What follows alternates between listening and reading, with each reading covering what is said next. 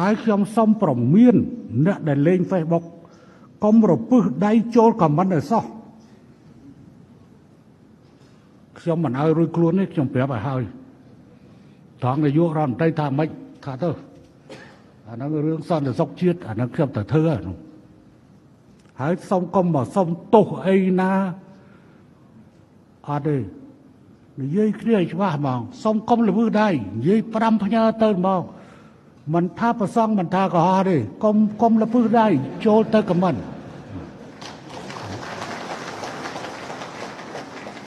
ហើយតិចថាតលទៅភេករបស់ហ៊ុនសែនបានគាត់ស្រាវជ្រាវអត់ទេភេកណាក៏ដោយដែលបង្ហោះហើយឯងចូលទៅខមមិននៅក្រៅស្រុករួយខ្លួននៅក្នុងស្រុកអត់រួយខ្លួនទេប្រាប់ឲ្យហើយទៅប្រាប់ឲ្យហើយ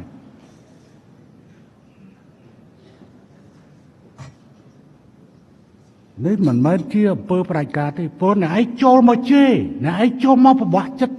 ទឹកចិត្តកងទ័ពអញ្ចឹងអំពើញុះញង់អំពើខ្លះជាអំពើក្បត់ជាតិតែម្ដងអំពើក្បត់ជាតិតែម្ដងប៉ុន្តែមកដល់ម៉ោងនេះ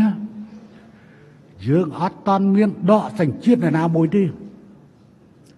ក្នុងពេលដែលថៃបានដកសញ្ជាតិ2នាក់រួចទៅហើយគឺលីចំផាត់ហើយកុកអានអញ្ចឹងតើនៅលើពិភពលោកមានប្រទេសច្រើនណាស់ស្ទើរតែ80% នៃប្រទេសដែលមាន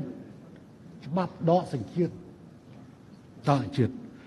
ដល់ម៉ោងនេះយើងអត់តាន់មានដកសញ្ជាតិណាមួយទេតែវានឹងឈានដល់ប្រសិនបើគេប្រព្រឹត្តដល់កម្រិតនោះ